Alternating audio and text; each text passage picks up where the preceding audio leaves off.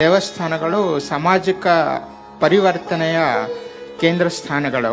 ಗ್ರಾಮೀಣ ಭಾರತದಲ್ಲಿ ಸಾವಿರಾರು ದೇವಾಲಯಗಳು ಜೀರ್ಣೋದ್ಧಾರಕ್ಕೆ ಕಾದಿದೆ, ಪಾಳು ಬಿದ್ದಿದೆ. ಆ ಗ್ರಾಮಗಳ ದೇವಸ್ಥಾನದ ಜೀರ್ಣೋದ್ಧಾರಗಳನ್ನು ಹೇಗೆ ಮಾಡ್ಬೋದು ಮತ್ತು ಆ ಶಕ್ತಿ ಕೇಂದ್ರವನ್ನು ಹೇಗೆ ಮರುಸ್ಥಾಪಿಸಬಹುದು, ಆ ಮೂಲಕ ಇಡೀ ಸಮೂಹದ ಶಕ್ತಿ ಹೇಗೆ ಜಾಸ್ತಿ ಮಾಡ್ಬೋದು. ಧರ್ಮದ ಬಗ್ಗೆ ಒಂದು ಶ್ರದ್ಧೆ, ಆಸಕ್ತಿ ನಮ್ಮ ದೇಶದಲ್ಲಿ ತುಂಬಾ ಇದೆ. ಎಲ್ಲಿ ನೋಡಿದ್ರು ಒಂದು ಹೊಸದಾಗಿ ದೇವಸ್ಥಾನ ಉಟ್ಕೋತಾ ಇದೆ. ಈ ತರ ತುಂಬಾ ದೇವಸ್ಥಾನಗಳು, ಅದು ಏನಾಗತ್ತೆ, ಕಮಿಟಿಗಳು 2-2, 3-3 ಕಮಿಟಿಗಳು ಮಾಡ್ಕೊಂಡು ಅವರಲ್ಲೇ ಗುದ್ದಾಡ್ಕೋತಿರ್ತಾರೆ. ಇವೆಲ್ಲ ಮಾಡ್ತೀರ ದೇವರಿಗೋಸ್ಕರ ದೇವಸ್ಥಾನನೋ ನಮ್ಮ ಅಹಂಕಾರಕ್ಕೋಸ್ಕರ ದೇವಸ್ಥಾನನೋ ಅನ್ನೋದನ್ನ ಜನ ಸ್ವಲ್ಪ ತಿಳ್ಕೋಬೇಕಾಗಿದೆ.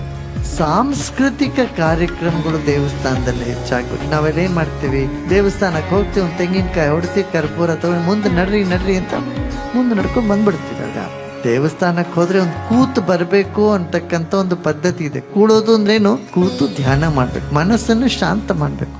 ಚಟುವಟಿಕೆಗಳಿಂದ ಉಂಟಾಗಿರ್ತಕ್ಕಂಥ ಒಂದು ಜ್ವರ ಇರ್ತದಲ್ಲ ನಮ್ಮಲ್ಲಿ, ಆ ಜ್ವರವನ್ನು ತಣ್ಣಗೆ ಮಾಡ್ಲಿಕ್ಕೋಸ್ಕರನೇ, ತಂಪಾಗ್ಲಿಕ್ಕೋಸ್ಕರನೇ ದೇವಸ್ಥಾನದಲ್ಲಿ ಕೂಡೋದಿದೆ. ಆದ್ರೆ ಕೂತ್ಕೊಳ್ಳೋರೇ ವಿರಳ, ಯಾರು ಕೂಡೋದೇ ಇಲ್ಲ. ಓಡ್ತಾ ಇರ್ತೀವಿ ದೇವಸ್ಥಾನಕ್ಕೆ ಹೋಗೋದು, ಪ್ರಸಾದ ತಗೊಳ್ಳೋದು, ಹೋಗ್ತಾ ಇರೋದು. ಪ್ರಾರ್ಥನೆನೋ ಮಾಡ್ತೀವೋ ಇಲ್ಲೋ ಅನ್ನೋದೇ ಒಂದು ಪ್ರಶ್ನೆ ಅಲ್ಲ. ಸಮಸ್ಯೆ ಬಂದ್ರೆ ಪ್ರಾರ್ಥನೆ ಮಾಡ್ತೀವಿ, ಭಗವಂತ ಇದನ್ನು ಸರಿ ಮಾಡು. ಇಲ್ದಿದ್ರೆ ನಾವು ಅದನ್ನ ಏನೋ ಒಂದು ಕಾಟಾಚಾರಕ್ಕೆ ಮಾಡಬೇಕು ಅಂತ ಮಾಡ್ಬಿಟ್ಟು ಹೊಟ್ಟೋಗೋದು.